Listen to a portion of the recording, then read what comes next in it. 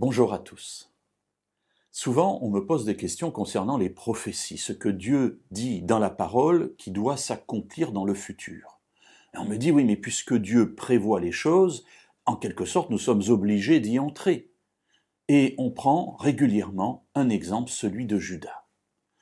Dans l'Évangile selon Matthieu, au chapitre 26, voilà que Jésus est arrêté et il est, trahi par Judas, un des 12.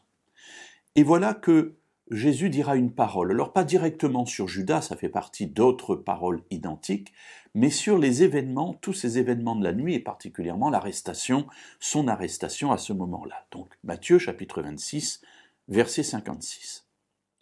Tout cela est arrivé afin que les écrits des prophètes soient accomplis. Alors tous les disciples l'abandonnèrent et prirent la fuite. Voilà, tout cela est arrivé pour que les écrits des prophètes soient accomplis. Donc les prophètes ont écrit quelque chose, donc cela doit arriver.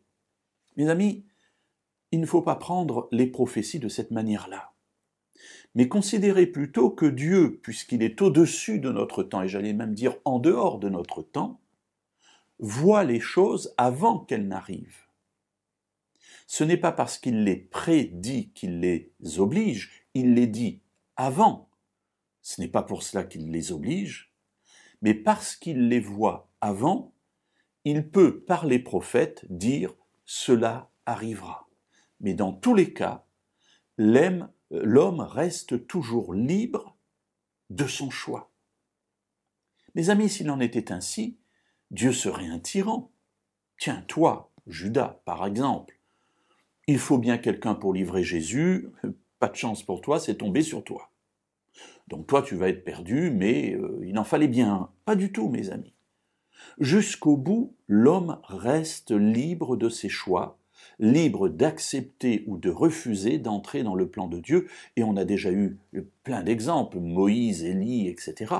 Et ici, Judas, oui, les Écritures à un moment donné s'accomplissent, mais non pas parce que Dieu l'a voulu ainsi et a forcé ainsi la liberté de l'homme, mais simplement parce qu'il a vu à l'avance ce que l'homme choisirait dans sa liberté de faire ou de ne pas faire.